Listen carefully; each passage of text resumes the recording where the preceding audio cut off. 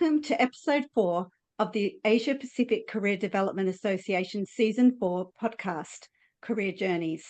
I'm Felicity Brown, an intercultural career and leadership coach from Australia, and with me is Ruchira Tripathi, my co-host from Singapore. Hi, Ruchira. Hi, Felicity. Hello, everybody. I'm so thrilled to be here today, speaking to you with our fantastic guest. And I'd like to welcome our guest for the episode, Huong Dang. Huong is a 2023 Obama Scholar at Columbia University in New York City and a 2022 Yale World Fellow. She's also the founder of HopeBox, a social enterprise supporting women who have experienced gender-based violence, and is the executive director of the Australia-Vietnam Leadership Dialogue.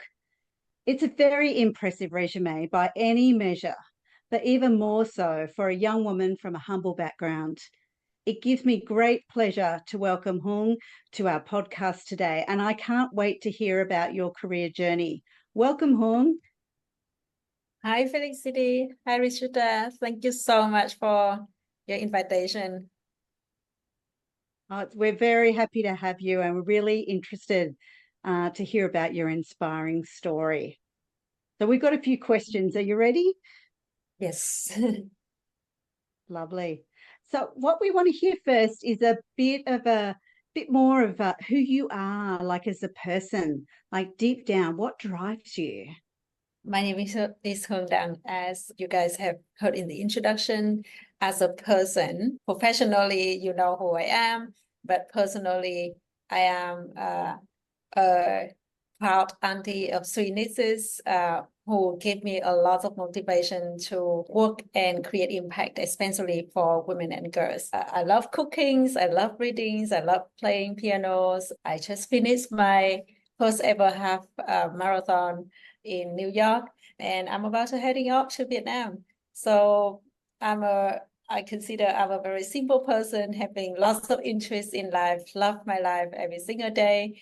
All right, lovely. Well, let's hear a little bit about your current roles. I mentioned some of them in the introduction, but tell us a bit more about what you do and who you work with and what problems you solve.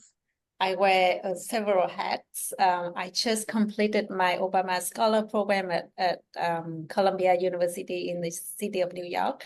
And with the Obama Foundation as well, I have been spending the last 9 months was a really transformative experience for me, having the opportunity to study at an Ivy League university, but also having a lot of resources and being given so much opportunities, not just to, shake hands with President Obama or, being at high-level events, but learning so much from my peers and my professors and my classmates, and visiting a lot of exciting organizations, really great organizations that are doing really great work in New York.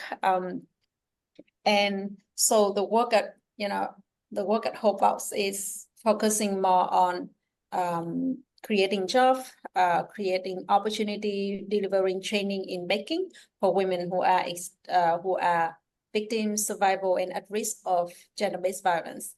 And then also I have another job at Australia-Vietnam Leadership Dialogue, which I really like. I love my organization, but it's always great to work for Australia.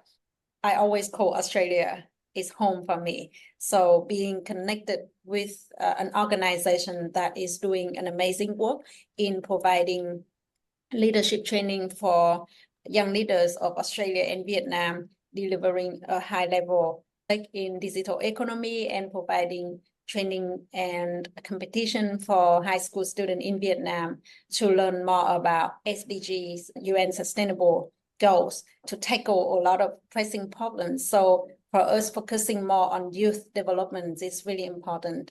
And the organization is based in Australia.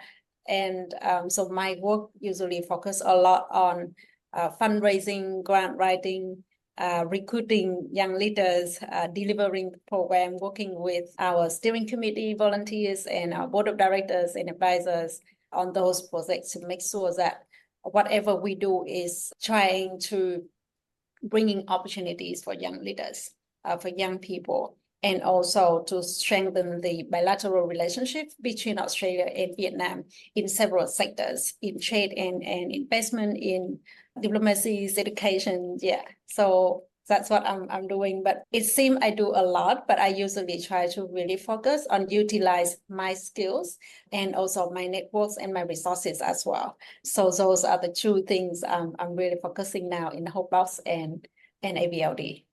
That sounds really interesting, Hong. To put all of this in context, because when you were telling us about Hopebox, I was also thinking, what was your motivation behind starting it? And some of these other things that you're doing, I mean, what are some of these linkages that kind of led you to your work today? So could you share a little bit about your story? Yeah. Long story short, I was born in a small village of Vietnam in extreme poverty. And I was raised by my mom, who is a hero to me. And at the age of 6 years old, I love readings. I love being at school. And I always dived myself into books and magazines. My mom was never able to really buy me new books for school. So all she had to do is run around the village to borrow secondhand books. And I stayed with my uncles a lot. And he was a teacher back then, and he brought me a lot of magazines and books from the library. So I love readings, and I always dreamed to become a literacy teacher. That dream has never come true because of poverty. So I left school at the age of 12 when I finished year 7. And at the age of 13, I went to the city of Hanoi by myself. And my first job was a babysitter, looking after a 4-month-old baby. And I was a baby myself back then. When I reached, 16, 17 years old, the norms in the countryside is that you have to, if you're a girl, you have to go back to the countryside, getting married to someone you don't know, having kids, working on the farm. So that is a cycle of a woman. That's the life of all the women. I saw it, and somehow I decided that wasn't my life. So I stayed back in Hanoi and tried to go back to school. So I went back to an informal educational training center, and I did my year 8, and throughout to high school. So the family that I lived with and worked for, they wasn't very nice. So they kicked me out. I didn't have any friends. I didn't have any families in the city, but I didn't want to go back to the countryside because I knew that would be the end of my educational journey. So I stayed back in Hanoi and I found a job, couldn't find any job. I ended up being quite homeless, didn't have any place to live, and I lived under a staircase. So every morning I cook sticky rice and sold it on the street, earning very little money to try to both support my families and also paying for my school. Life was obviously so rough. Every day was a survival day. And one day I met a classmate in my class, in my night class, and she told me about KOTO. At the beginning, I didn't really understand what that meant, but the only response I gave her was, no, I'm not going anywhere because I can't trust anybody. 2 months later, I couldn't know where to go next. So I ended up asking her, can you give me the address? I want to check it out. So I went to see KOTO. Is the first social enterprise in Vietnam that helps stricken and disadvantaged youth to have hospitality training, English, and life skill training. So that's how my life completely changed. My family was changed. My community was changed because of that one opportunity that I was given. So I came to KOTO. I studied hospitality alongside my high school. When I graduated from KOTO, I worked for the hotel, Intercontinental Hotel Group. And I always thought that was my first job only. That was a stepping stone for me to earn money and go and do my university degree. I love education and I always wanted to set a high bar for my education journey. So I came back to KOTO and worked, and then I got a scholarship to study in Australia. And I was being able to complete my Master of Entrepreneurship and Innovation. And in 2017, I decided to come home to Vietnam because I wanted to work for KOTO to give back to the organization that helped change my life. And during the time when I studied in Australia, I found out that my sister was a victim of domestic violence. She had 2 daughters. So I could every day imagine that my nieces grew up in that environment. How are they going to be, growing up and being healthy in the community and become the women that that we wanted them to be, and they wanted to pursue the dreams that in the future would present if they witness all of that violence. So that was a really, really sad story, but that also the story of Hope Box, how it started. From the story of my sister, I learned so much about the issues, and I was shocked for many times trying to rescue my own sister all the way from Australia, and then couldn't really help her because whatever I helped her financially or consultation, it still seems that it still led her back to her situation. She couldn't live. Every time when she left, it ended up still she went back to the village. And then I've learned that the probably the best way or the most suitable way is to give her a job. So I called her one day. I said to her, look, I have this idea to help the women who are victims of domestic violence. Do you want to work with me?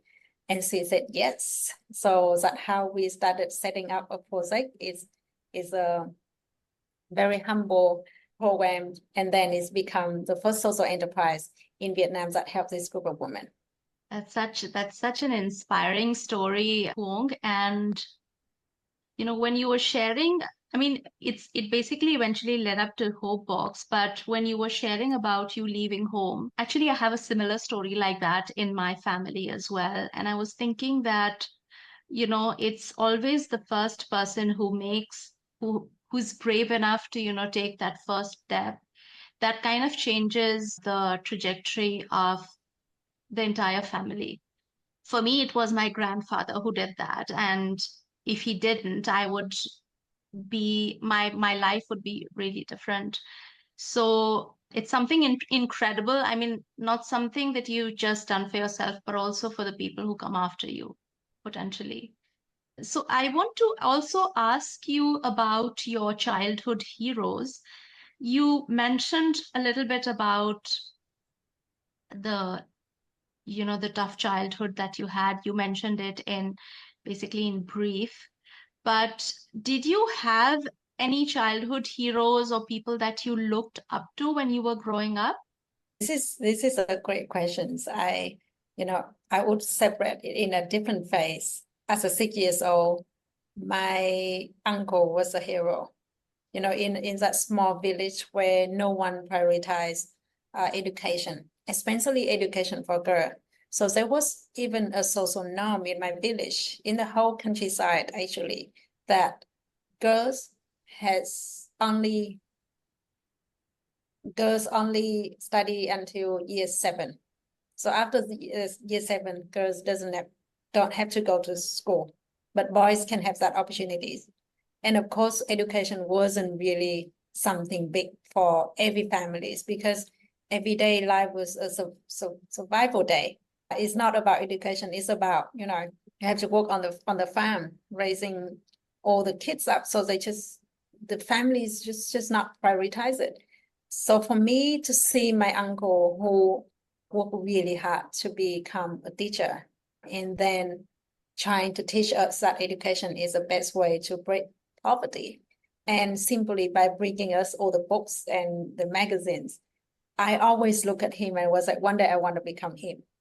The second person who I didn't want to become, honestly, is my mom. I love her so much. She is my hero. But the reason why I say I don't want to become as her, because her life was so tough. She has sacrificed so much, and she has that kind of resilience that she would always tell us that because we were so poor, we can't talk, we can't fight, we can't argue with anybody. We just need to live a silent life. We can't dream. So, but she is the kindest person. She is the most amazing woman I would ever think of. Like growing up, I would learn how she had went through life by herself, raising 3 kids up. And she has always been the source of motivation for me to try hard, to help her, and also to be as kind as her. Like she had never had a great education, but she would be the best person who tell me how economic work, just because simply by the way of how she calculated everything in her life, that, from a very mega incomes, basically from the Harvard seasons. So I didn't even realize it until I went to Australia and did my study, and in my macro economic lecturers, my lecturer would say to me, like, you got to call your mom and thank her. So I think she is just amazing, and she is definitely my hero as well. But I would always try to see, what part of her is that I don't want to become. I want to fight for my life. I want to be the women that have freedoms, that can decide my life. Of course, her opportunity were very different. The way of living was different. Her life was different. But yeah, she definitely is my hero, and my uncle. So it's interesting, Huong, you're just talking about, like, often with careers, we know what we don't want to do, but we often don't know what we do want to do. Yeah. I'm interested in, like, when you reflect on your career to date, right from your first job when you were age 13, right through to now. Tell me, what do you think was the most important career decision that you made? I think, of course, when I was 13 years old, I had no choice. But looking back, I have to thank my mom for the courage to send me to Hanoi City, because that changed my life, even though it was rough. But if I didn't have that step, I would still stay in the village. I might have my granddaughter by now. So there was so many moments that I would think that was so important to me. But I think the moments that I stepped into the soil of Hanoi, I have never been there, was the time that really changed my life. Being a babysitter, and also the moments that I decided to go back to school and fought for it. That led me to a lot of opportunities. And also the time when I decided to go to Australia, because as a young woman at the age of 26 in my village, they all have kids. All of my friends would have kids at that time, got married. And for me to go to school again, that sounds really ridiculous. But I made that decision. And then it led to a lot of opportunities. And also when I was a waitress in Vietnam, I decided to go back to KOTO because I want to work in a different area. And then one day I decided when I first came back to KOTO, I was a receptionist. And then just by chance, I met a marketing manager at KOTO, and I talked a lot with her. And one day she needed someone in her team urgently. I show up. I said to her, let me help you for 1 month. And then she randomly said to me, like, I'd love to have you as a marketer in my team. And I was freaking out. I was saying, I have no idea what marketing is, but I want to try. So that changed my whole career opportunities, because otherwise I would still work as a receptionist. So when I went to Australia, that also helped me to study in business. But another milestone that I found very fascinating when I completed my master in Melbourne. And for an international student to get a formal job in Australia, it's not that easy, especially a job in IT or in office. Usually international student would work in, being a waitress, working in the restaurant, and then of course getting a job without a permanent residence in Australia is really hard. But I would always prepare for it very carefully. So one day I got a job in an IT company as a business analyst. And during my uni life, three things I didn't like, or I would say I really hated, is finance, banking, and technology. And I became a business analyst working for an IT company that provide application for banks, for financial institution.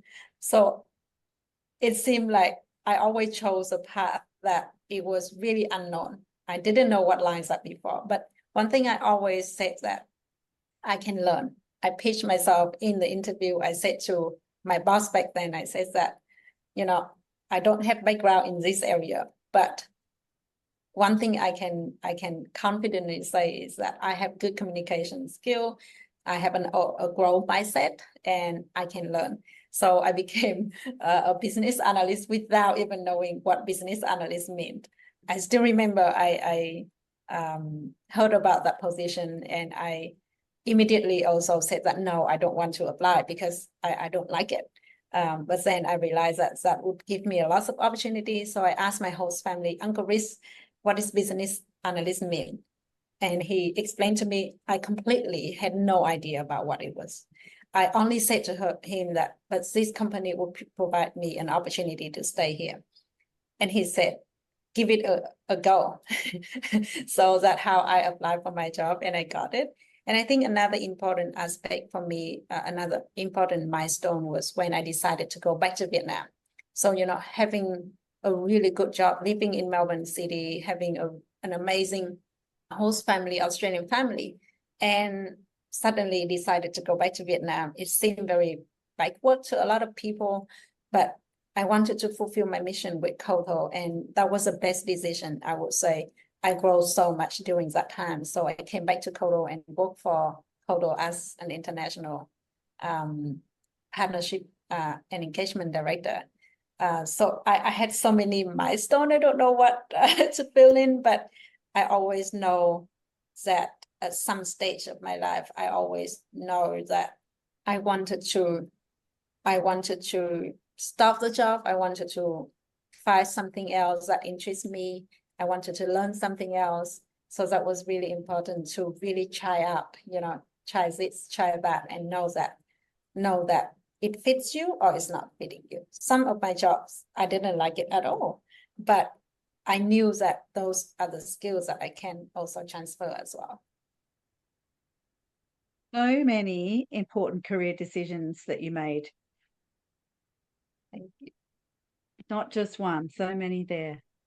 Richard, do you have anything to want to add there?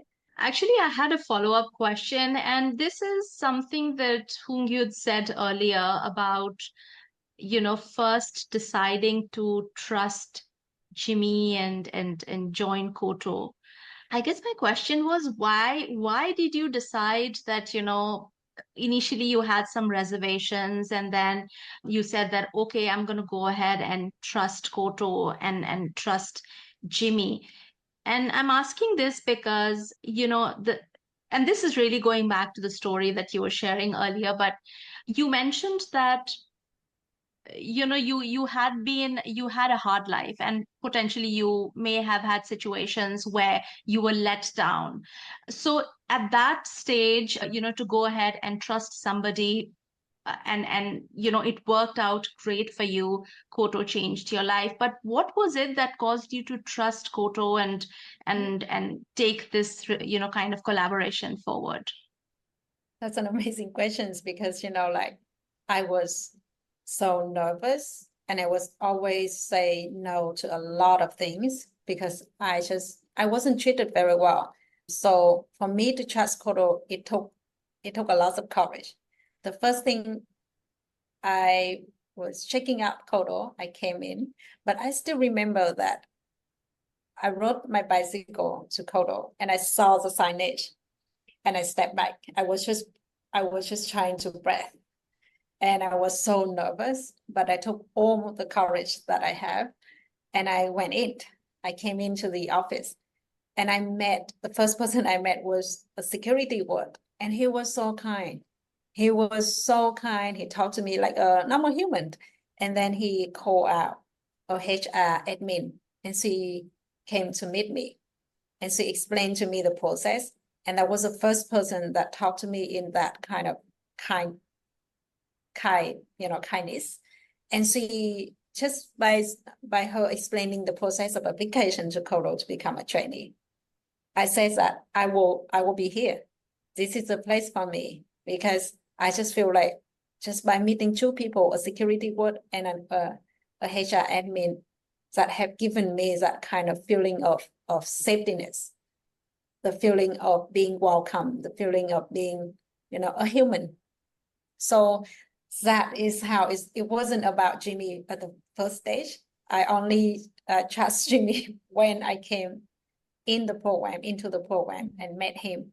But at the beginning, it was really the people that in the front line every day that dealing with people who, with kids who come in who are, so vulnerable, so low self-esteem, but they give that kind of first big smile and a warm welcome to the program.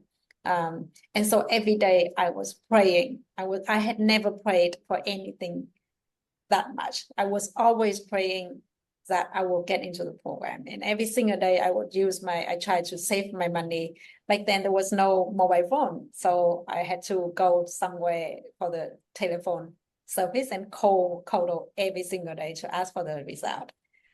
So you can see how much hope I have put in that one opportunities. Yeah. So you said you came back from Australia to join KOTO in the organization. And then how did the story move forward after that? So it's funny. I always wanted to be in Australia.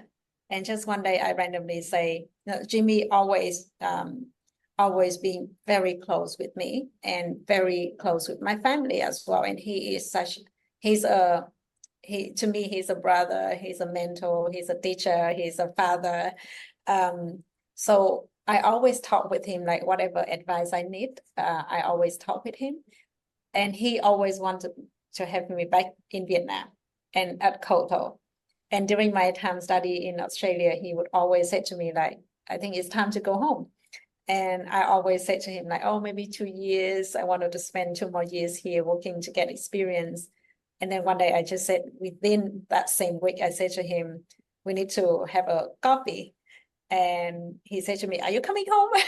So I proposed to him that I wanted to come back. And these are the kind of things that I want to work in the organization.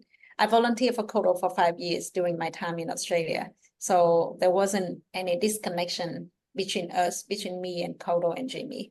But coming back to Vietnam was a huge step.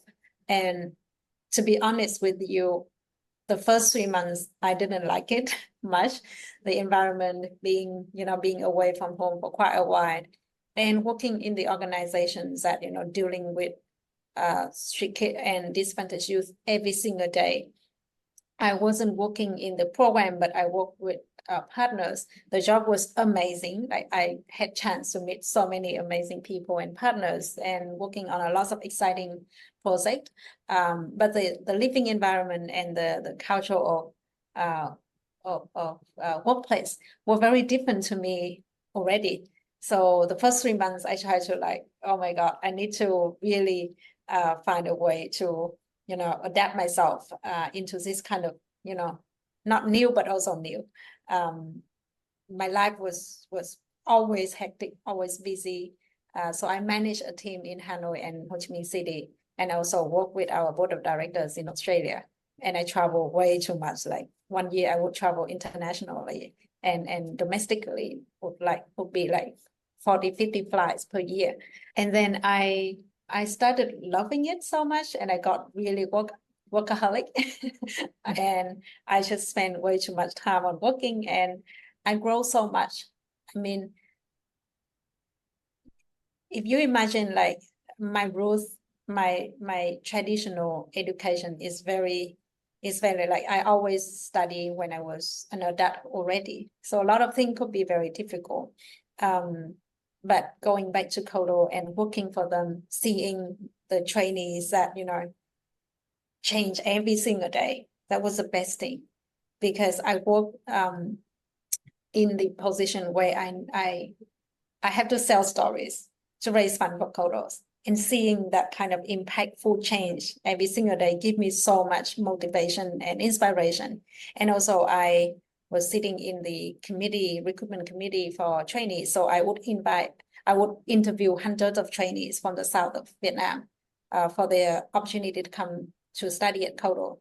And every time doing it, it reminded me of myself, was sitting in that table, feeling very nervous, very vulnerable, very low self-esteem. And now I'm here interviewing someone like me and giving that opportunity to someone, and also like making hard decision. If I take this person in, that changed his or her life. But if I take them off, then, how did it feel? So it was a really exciting job. It was always busy, but I grow so much because I had the opportunity to learn so much, to be working on a lot of projects. That 2.5 years really helped me to see the world bigger, and also traveling the world as well. Yeah, so it worked out perfectly. It's an amazing story, from a street kid living under a staircase to flying internationally 40, 50 times a year, and domestically as well.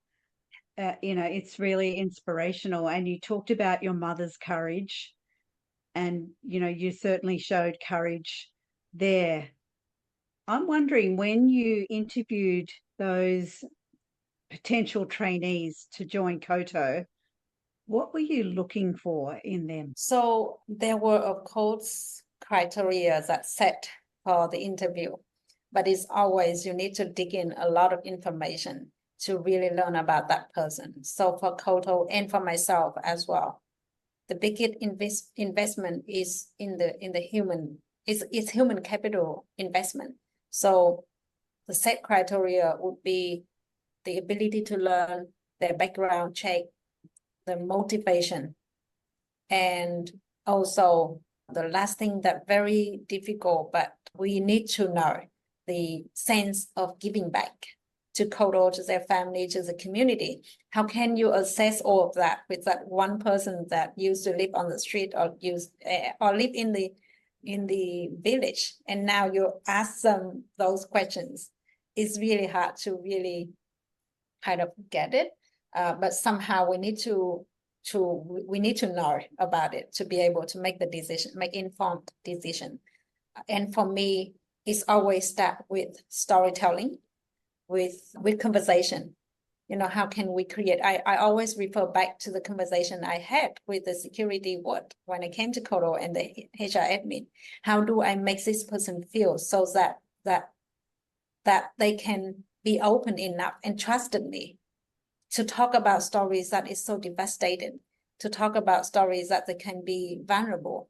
I remember I interviewed a younger, like usually our interview was always 30, 45 minutes. And she took me 2 hours and we just both cried. So how can you hold that space for someone to be in your space and kind of being open? Created that space has been so fascinating to be able to learn from that person. And it just naturally flow with the conversation, and you kind of get it. And for me, I look into a person, what I look for from a person is a drive, is a kindness, is a drive to say, my life was so bad, but I want to change now. And I needed help. I wanted to change. So, and the kindness would appear when, you ask different situational questions that they can see how they deal with it. Because for us, it's not just about, this is an opportunity, come in and study, and then I'm done. Bye. It's all about how can I take this opportunity, but also, become the change agent for somebody else? And how can I deal with another 100 of trainees living in the same place? So we had to put a lot of situational questions in the interview. But for me, kindness and the drive that can change lives is really important. You know, Hung, in your story, there is this unique thread that's running where you take a path but the exit is still foggy. You don't know basically the path that you're walking on. What are you walking towards? You don't really know, and things are uncertain. I'm just curious. I mean, and this has been playing again and again in your life. So first of all, why do you think you're wired this way, that these kind of decisions, they are not challenging for you? Because to a lot of us they are. It's not an easy decision to make. I think I keep a very open mind for whatever that comes to my life. And I mean, as we grow, there are still a lot of uncertainties. If we look carefully, like within the world, in a very macro context, we never expected to have a war. We never expected to have COVID, so refer back to our daily lives. There was just so many things that can change. And it's constantly change. So I usually be very open, but I'm also be very mindful. I practice mindfulness, and I would always think that, things can change. Things can change for the better. If things are challenging, I knew that it's only challenge at that time.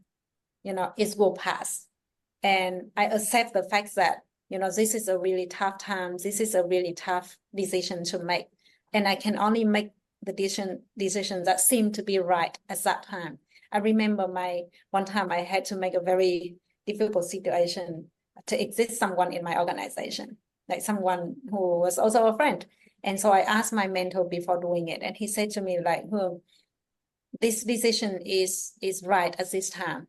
Maybe 2 years later or 5 years later, you look back, you would say, I could do a lot better, or I could do differently. But at this moment, there is no other option. You just you have to do it right at this time. So, for me, every path that I took seemed to be very challenging.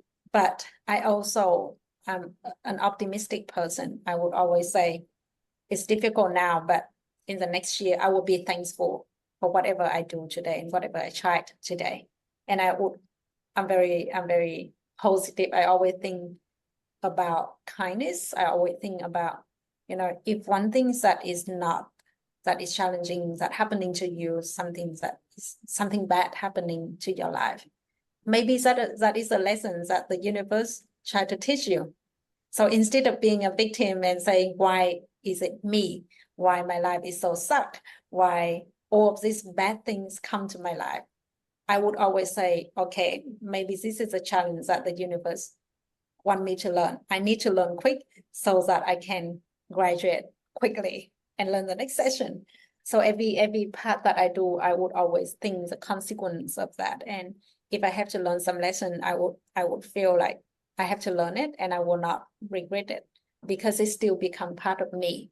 It still become lessons for me to learn. So I don't know if that answered the questions. No, it does. It does. So, Huong, earlier you mentioned that when you were younger, your uncle and your mum were the heroes of your life for different reasons. Yeah. What about today? Who are your heroes today? I think if I can say, there are a lot, but I also know that the hero in my story is not myself. The hero in my story are the people that help me, and the people that I can look up to, and the people that give me motivation and give me the meanings of life. Jimmy Pham, the founder of KOTO, has always been, since I came to KOTO, he's always my hero, who not just only gave me an opportunity, but who spent a lot of time and witness with me through the journey. And he would always, even when I was a trainee, I love learning English. And I would always, as soon as I finished KOTO, I already said to him that I want to go and learn English. And he would say, focus on your job now, and then I will give you an opportunity to go to do your English training in an international language training center. Or when I was studying at KOTO, every week I would see him and I would say, I want to go to university. And he is the only person at that time would always trusted me, saying, I will help you. He would never question, like, why are you going to do your study at university? He would always immediately say, I will help you. He would always trusted me wholeheartedly. But he also knew that at that time, I was very low self-esteem. He never thought that one day I would graduate from KOTO because I was so low self-esteem. I would cry a lot. And then, being able to work closely with him, understand him better, his challenge, and the lives that he had sacrificed to do something bigger than himself has set a huge admiration for me. I saw him and I was like, I can do so much more to help him, to help KOTO, to create impact. So he's really a hero to me. And also throughout the journey of my social entrepreneurship, he would always help me a lot with advice. I remember after 1 month opening Hope Box, I texted him. I said to him, this is so hard. Hats off to you. I knew how hard it has been for you at KOTO, but not until now I opened my own organization. And I just want to close it down in the first month. And he said to me, there is no shortcut. You have to go through this. You have to learn all these lessons. Even if I say to you like, oh, it's hard and or it's easy, I can't say it. I can only say this is the lesson you have to learn and it will pass. So I think being positive and optimistic, I actually learned from him. And then, I remember when I had to make a very tough decision after 2.5 years working for KOTO when I returned back.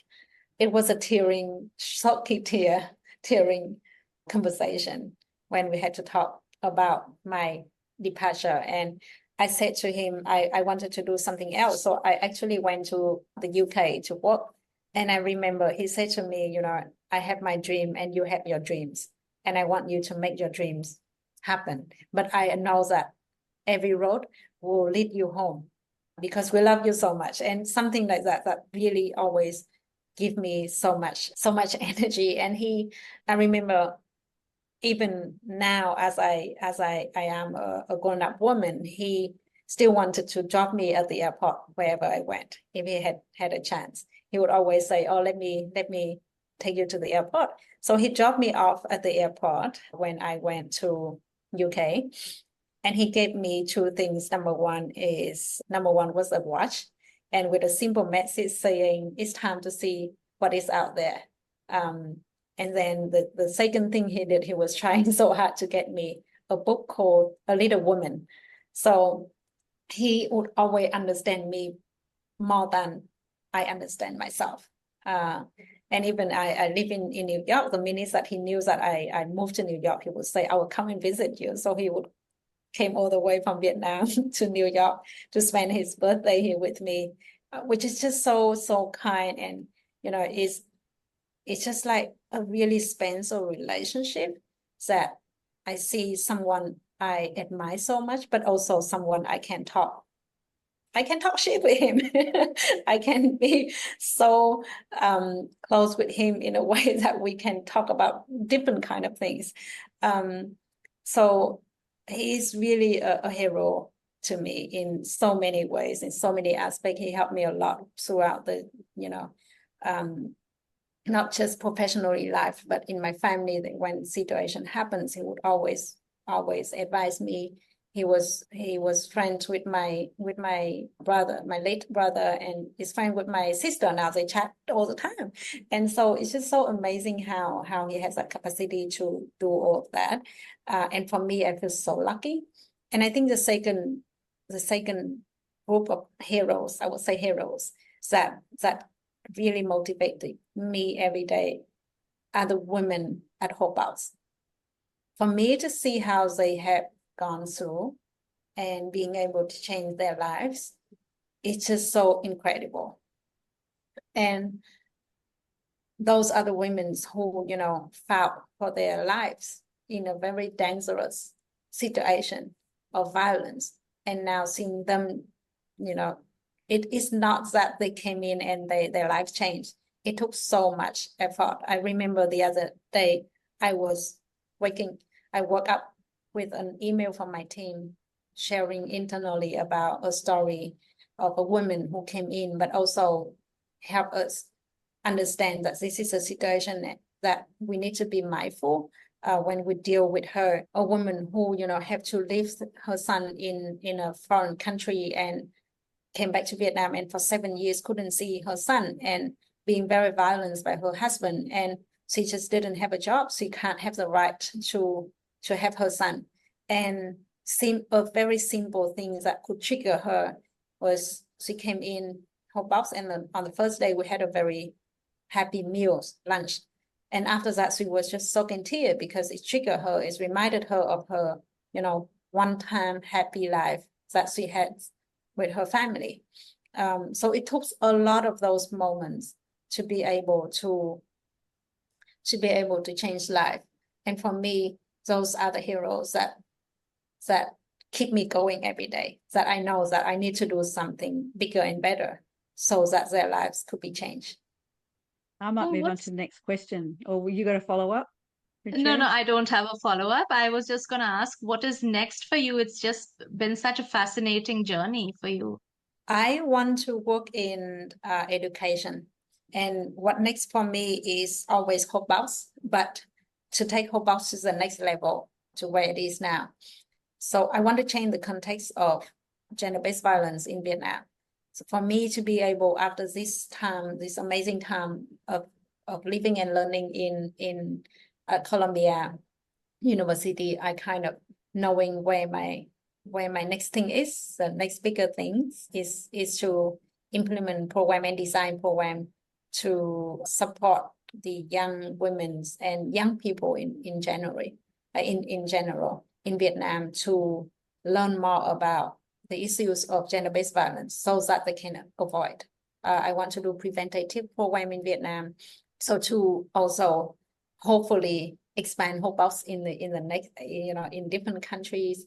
I want to focus a lot more on business as well for the organization to be sustainable. So what Hope House do is to one side is a social enterprise that we have a production kitchen where we produce all the hampers and all the corporate gift box that made by our women, and then we sell it to generate income. So being able to learn the skills from here and apply it to the organization in Vietnam is really important for me. But next step for me, I think I would always say Hope House. Yeah. I would love to hear, what is the best career advice that you have ever been given? Oh my God, this is so hard. I think the best career advice I was given was by Jimmy. Again, I was going to study a hospitality degree. And then he said to me, like, you go and ask another 10 people to see if that would be something you wanted to do after study. And so I asked a lot of people because it was a full degree scholarship in Sydney instead of doing a diploma in Melbourne. And everyone would say to me, go and do that degree. I came back and said to him, I would choose to do a degree in hospitality. And he said that is not a wise decision. And he would say to me, I can see that you will be working in public relations. You will be working with external stakeholder. You will be working on, big project in marketing communication, but, you need to learn. So, and you need the tools. And with every step, every phase of my life, he would always advise me. He would always say, even when I made decision to come back to Vietnam, to work in Vietnam, he would say, I don't see that you will come to Vietnam and live forever. You will be a global citizen. And these are the things that you will learn throughout your career. So has always been my great advice to number one, choose the best career that has impact and that I can devote my life to, something that I love, but also something challenging, something that I can constantly improve myself, not just like I get a job and then I get a salary and then I work for the rest of my life. But he would always advise me to look for something that is more challenging, more exciting. Number two advice he would always give to me is, you work on something that is bigger than yourself.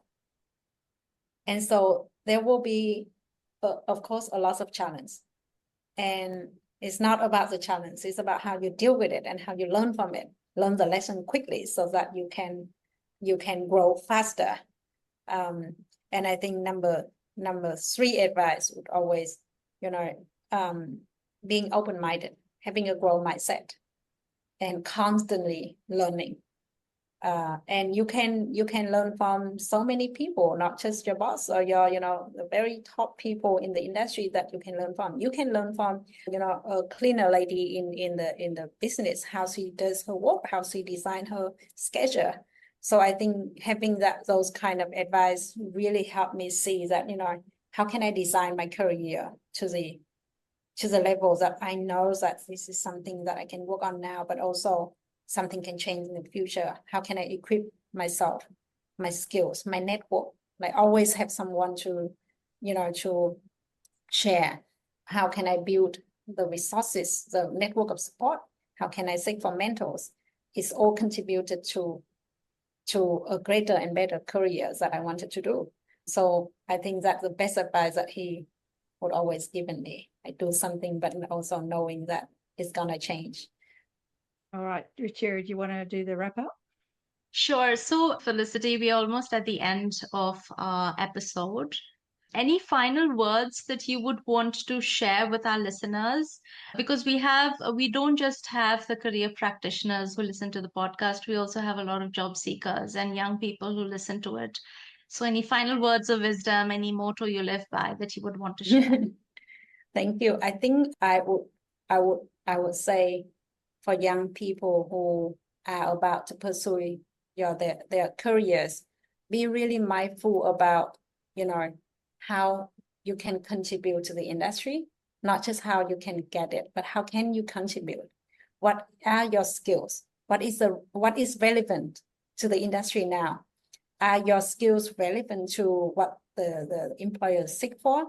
And also building the networks, because jobs is not just online. I learned throughout my career, job opportunities often be at a conversation, at a networking event, is happen when some person in that organization. And the job advertisements that put on LinkedIn on different job boards are actually might be the last thing that people put on.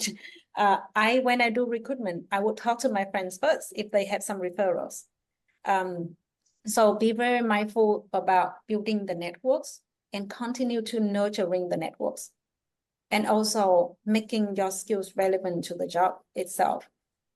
And one thing I think is really important is that you have to have that kind of ability to unlearn and relearn the skills, because I think the hardest thing is to learn how to learn. There are things change, like things could change so quickly, especially given how fast the technology is these days. So you have to be able to adapt with it and to learn about it and build a relationship with people that that you need in your life and in your career. But also don't be transactional. Everything is about building relationship. Is not about I need a job. I know that you can give me a job and I build a relationship with you. It's not about it. It's about a long-term relationship that that you can be friends with. You can, even like professionally, you still need to have those kind of networks. So networks is very important. Skills is very important. and having the ability to continue learning the new skills to be able to adapt with the change and set the goals. When are you going to stop to do another degree? When are you going to do your master degree? What kind of certification do you need to serve your role? So a lot of skills, a lot of things, but I would say, being very open-minded and keep learning. Wonderful. Thanks again, Huong. You have such an inspiring story. I'm sure our listeners would appreciate your sharing very much. So thank you so much for sharing it with us. And thank you, Felicity, for joining me today as well. Thanks so much, both Thanks, of you. Ruchira. Thank you so much for the opportunity. Great to hear your story, Huong, and courage and kindness. You're really so inspiring. So I really appreciate you sharing your story today. Thank you so much.